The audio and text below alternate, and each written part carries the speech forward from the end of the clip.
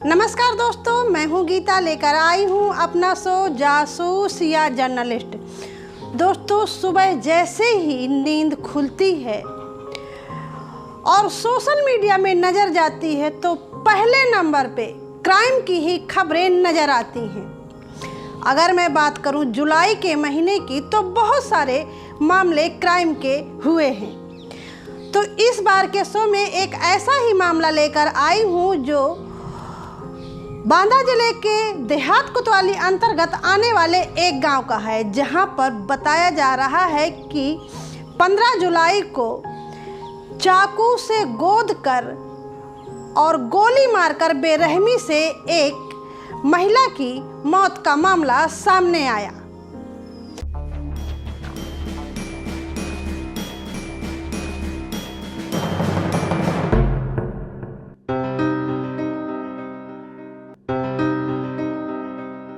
जासूसी में पीड़ित परिवार ने बताया कि अभी हाल ही में 22 जून को उनकी लड़की की शादी हुई थी।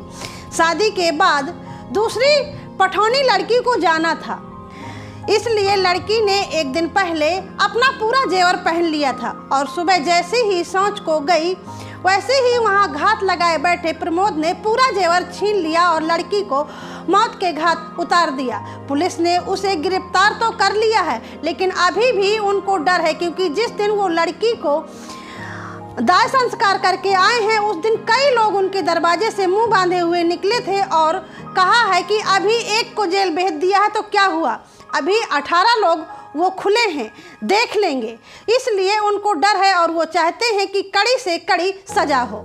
समूह में जुड़े हैं, महतारी जुड़ी है, वह महू जुड़ी है। इनके समूह लागत मीटिंग आज बृहस्पति का हुआ थी। महतारी रात दिन मिलत रही, घर आवत रही, बाप आवत रहा, तो कौनो जानकारी ना हमें बताते हम उसे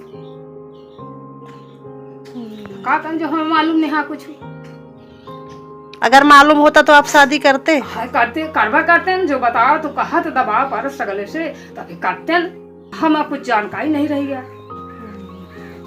कुछ खाता पीता था क्या? कुछ नहीं, पूछ ले, ये फलाऊ नहीं खात रहा, ना दारू पियत रहा, सीधी सुपारी से कौनो वैसे मतलब ही नहीं रहा, कुछ नहीं खात पियत रहा। वहीं विपक्षी बताते हैं कि उनको नहीं पता, ना उनकी कोई पुरानी दुश्मनी या रंजिश थी।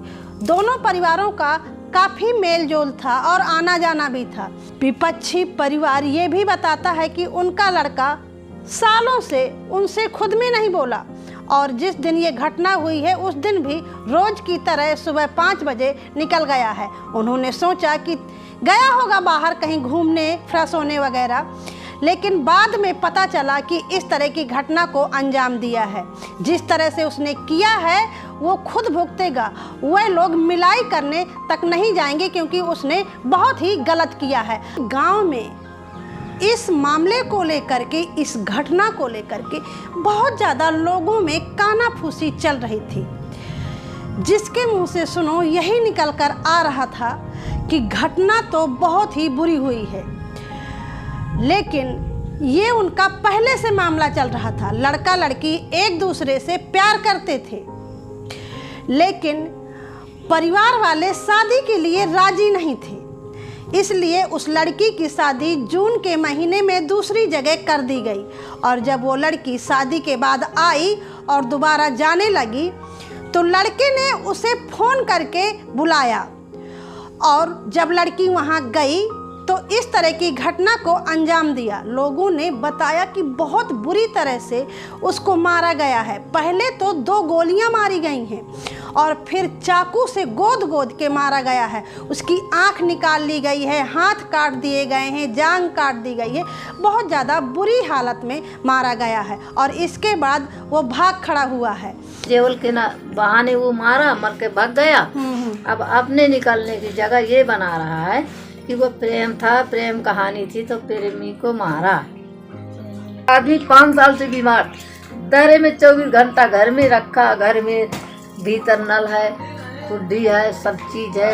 अस्पताल जाती तो मैंने साथ में लेके जाती, कहीं वो अकेले जाती नहीं, फिर क्या बताऊं। तो दोस्तों, जब मैंने इस मामले को लेकर के बांदा एसपी से बात की तो उनका कहना था कि जिस दिन घटना हुई है उसी दिन पुलिस ने घेराबंदी कर ली और जैसे ही आरोपी ने अपने आप को घिरा हुआ देखा, फायरिंग की और पुलिस ने भी फायरिंग की तो उसके पैर में गोली लग गई और वो व्यक्ति पकड़ गया है।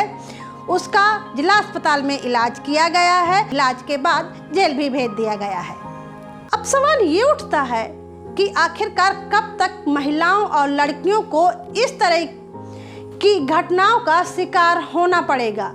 अगर मैं बात करूं जुलाई महीने की तो मैंने लगभग 10 खबरें इसी तरह के मामले में देखी हैं जहां पर महिलाओं और लड़कियों को या तो प्रेम प्रसंग के मामले में मारा गया है या फिर उनको किसी और तरह से प्रताड़ित किया गया है। आखिरकार क्यों हमारा समाज और परिवार इस चीज़ को स्वीकार नहीं करता? क्यों महिलाओं और लड़कियों को ही बेड़ियों में जकड़े हुए हैं? क्यों वो खुल के सांस नहीं ले सकती? और अगर लेती भी हैं तो समाज और परिवार दोनों उन पे हावी हो जाता है।